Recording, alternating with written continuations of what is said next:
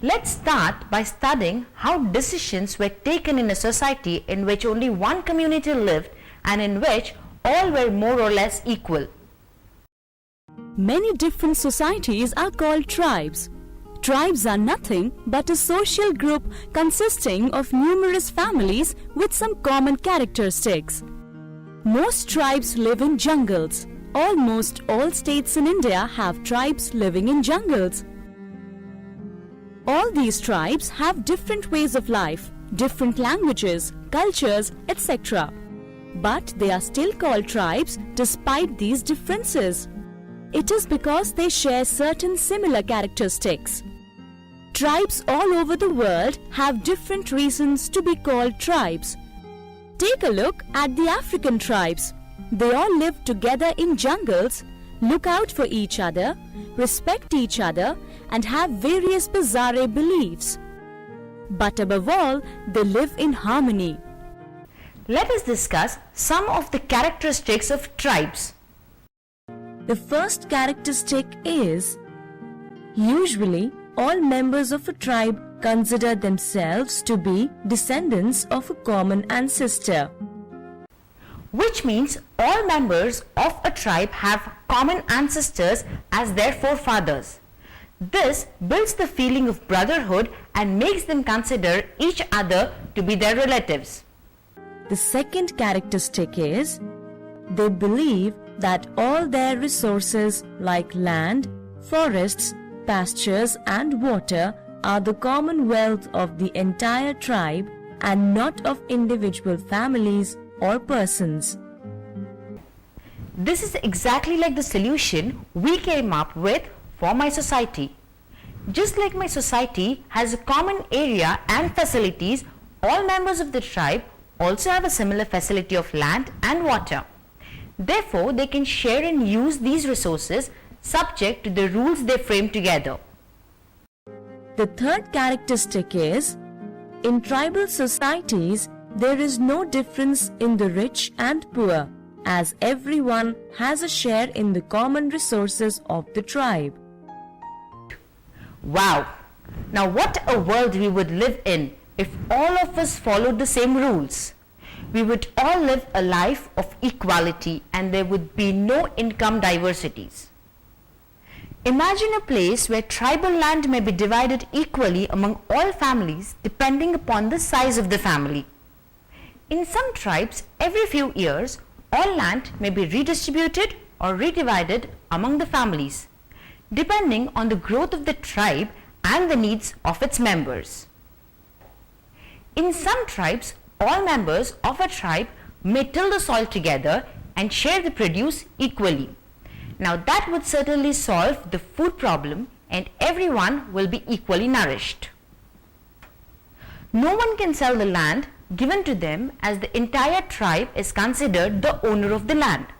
No one take more land than they can till or use. So everyone works equally for the well-being of the tribe and thus treat each other with compassion. The fourth characteristic is, generally all families of a tribe do all kinds of work like cultivation, gathering food from the forests, grazing animals, making cloth, basket, houses, tools, etc. This would mean that unlike in the Hindu religion where castes were defined according to professions and then given titles and positions in society, making it a society of diversities, the tribes have no such rules, maintaining an equality even in their work distribution, and there are few or no special craft persons. The fifth characteristic is, women and men and even children share the work of the family. This solves another diversity faced by our society, a clear-cut equality among men and women, irrespective of physical or emotional strength. However, in many tribes, men have greater power and role in decision-making than women. The sixth characteristic is, tribes give lot of importance to shared celebration of festivals and rituals to please the tribal gods and ancestors. They also have distinct myths, customs, songs, dances, and art which are common to all the members of the tribe. This would mean they share a common religion and have common beliefs and habits. So all this helps tribes in living in harmony. Now let's try and name some tribes in India. The Chenchus, the Konda Reddis, the Gonds, Koyas, Yanadis, Savaras, etc. These tribes may settle over large areas in several small villages or habitats. We still need answers to some more questions like how do tribes take decisions about common concerns and how do they settle disputes among their members. For this, let's study the Gonda tribe. Scholars called anthropologists have been studying the tribal people. They lived among the tribes and noted down their culture, lifestyle, beliefs, decision-making and other characteristics about their lifestyle. One such famous scholar who studied the tribes of Andhra Pradesh was Führer Hemmendorf, who came to Andhra Pradesh in 1940s. He studied the Chenchus, the Konda Reddis and the Gonds and wrote books about them. He also studied several other tribes of India, especially in the northeastern states. According to Führer, the village had a village headman. These village headmen derived their authority from the village, the council of adult male householders called the Panch. This council was the last word in matters concerning the village as a whole, and the headman is no more than its chairman. The village Panch in a sense represents the Gond society as a whole. The Panch meets only when it is necessary. When matters of importance are discussed, all adult men, young boys and women are present to watch the proceedings. The Panch meets only when it is necessary. When matters of importance are discussed, all adult men, young boys and women are present to watch the proceedings. Women of this tribe have no voice in the council, but are free to put their case before the Panch. Some of the functions of the Panch are the fixing of the dates of major festivals, allow marriages or divorces, set down norms for marriages or death rights, settle disputes. The Panch can impose fines and may even force a person to leave the village, even order all other Gonds not to have any relation with the person.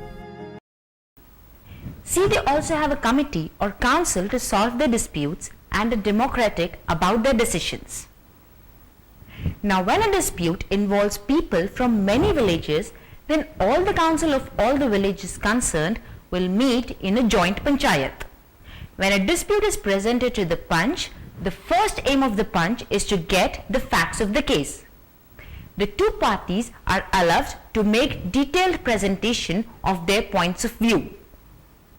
Very similar to what we do in our courts, except for the fact that we are represented by lawyers and here the parties represent themselves. Some elder member of the community may cross-question them to ascertain the actual facts and also ask witnesses of the case to give their evidence. After this, the Panch discusses the provisions of the traditional customs of the Gonds and the decisions in previous cases of similar kind. They try to arrive at a solution acceptable to both parties. When all aspects of the case have been debated, one of the senior members proposes a settlement. This by no means is a final decision, as the person affected may want some change. After hearing his or her response, the Panch will take a final decision. Let us read the example on justice in the Gonda tribes given by Führer in one of his books.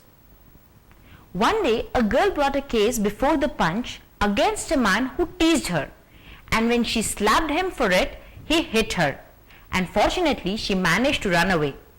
The accused man was questioned. He admitted his guilt.